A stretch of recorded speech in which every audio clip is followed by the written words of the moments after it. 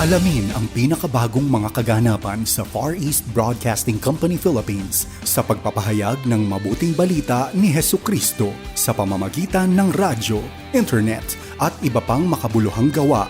Narito si Dan Andrew Cura para sa The President's Report. Ang isang larawan ay katumbas daw ng 1,000 salita. Nakamamanghang isipin kung paanong naipapaalala ng mga larawan ang mga kwento sa isang iglap lamang.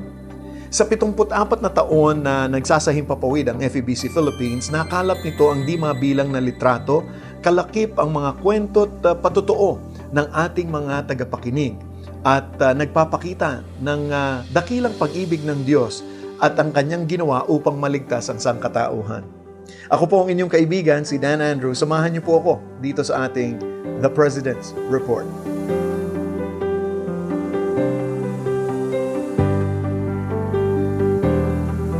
Naku, sigurado po ako na marami sa ating matagal ng tagapakinig ang naaalala po ang kantang ito.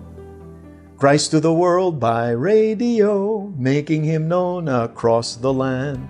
Ito po ang misyon ng FEBC mula nang magsimula po ito hanggang ngayon. Nakalipas na ang 74 na taon.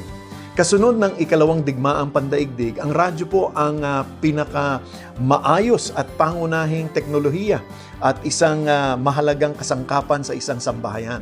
Kaya ito po ang isang epektibong paraan para maabot ang mas marami pang tao sa mas malalayong distansya. Ngunit hindi namin malaman kung sino po ang nakikinig sa mga broadcast maliban na lang na ibahagi nila ang kanilang mga kwento sa pamamagitan ng mga litrato, liham at personal na pagbisita sa estasyon.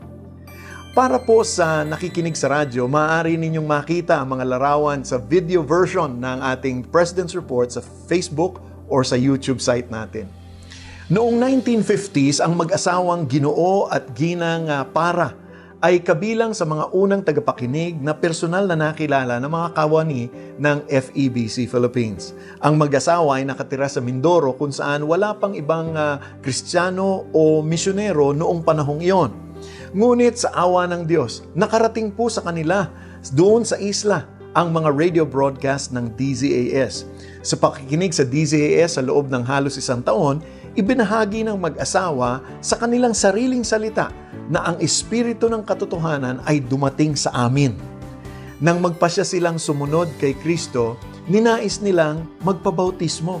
Kaya bumisita sila sa FEBC sa Karuhatan, Valenzuela at doon nila nakausap ang unang FEBC President na si Robert Bob Bowman at ang direktor ng DZAS na si Max Atienza. Ang mga portable missionary radios naman o PM radio ay ipinamahagi sa maraming lugar kung saan ang mga tao ay walang radyo. Noong 1960s, isa sa mga nakatanggap ng PM radio ay si Ginoong Feliciano Paano. Si Feliciano ay isang mananampalataya na tapat na tagapakinig ng programang Damdaming Bayan ng DZAS, programa ni Max Atienza at ni Kaesong Marcelo. Nagkaroon siya ng ketong at kinailangang magretiro sa Culyon Leper Colony sa Palawan. Habang nananatili siya roon, patuloy siyang nakinig sa PM radio na hatid ng mga lokal na manggagawa ng American Leprosy Mission. Sa pagtatapos naman ng dekada 70, libu-libong liham ang nagsimulang bumuhos sa FEBC mula sa China. Sa panahong iyon, ang FEBC ay patuloy na nagsasahimpapawid sa China sa loob ng 30 taon dahil ang radyo lamang ang tanging paraan upang makapagministeryo doon matapos na paalisin ang mga dayuhang misyonero. Bawat liham ay nagsasalaysay kung paano ginamit ng Panginoon ang mga broadcast para patatagin ang kanilang pananampalataya sa kabila ng pagbabawal dito. Ang isa sa mga paborito naming kwento ay tungkol sa isang babaeng Kristiyanong Tsino na ipinakita ang kanyang Biblia na ganap na sulat kamay at tinahi ng kanyang lola ng kamay na kinopya niya mula sa dictation program ng FEBC shortwave station na ang pamagat ay The Bible at Dictation Speed. Sa kasalukuyang milenyo, mula sa Christ to the World by Radio, ang ating misyon ay naging communicating Christ in our world, on air, online, at on the ground. Ibig sabihin nito, ang radyo pa rin ang ating pangunahing daluyan ng mensahe.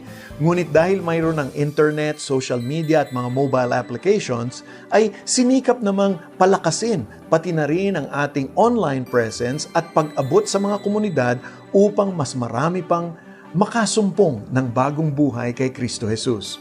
Marami sa ating mga tagapakinig ang nagpadala ng mensahe online at nagsasabi na ilang henerasyon na nila at ng kanilang pamilya ang nakikinig sa broadcast ng FEBC. Ang bawat individual na nagbabahagi ng kanilang kwento ng pag-asa, pananampalataya at pagbabago ay tunay namang nagpapalakas sa atin ng ating loob at magpatuloy sa ating gawain na sinimulan ng Diyos dito sa FEBC Philippines. Sa pamamagitan ng mga patutuo mo sa kung paano nakatutulong ang broadcast sa iyong spiritual na paglalakbay, magagamit ka ng Panginoon upang magbigay inspirasyon para sa iba. Bago po ako magpaalam, abay nais ko pong anyayahan ang ating mga kaagapay sa Cavite at mga kalapit na lungsod sa timog ng Maynila na dumalo po sa ating FEBC Friends Fellowship sa darating na Sabado, Hunyo 25, alas 10 ng umaga sa Christ Commission Fellowship, Imus, Cavite. Isama mo na rin ang iyong pamilya at mga kaibigan, lalo na yung mga interesado na malaman ang patungkol sa gawain ng FEBC Philippines. Para po sa karagdagang detalye, mangyari pong bisitahin ang ating FEBC Radio Facebook page o di kaya naman po mag-email sa info@febc.ph. Naku, maraming salamat po sa inyong pakikinig. Ako po ang inyong kaibigan, si Dan Andrew, para sa The President's Report. Abay, magkita-kita po tayong muli at pagpalain po kayo ng ating Panginoon.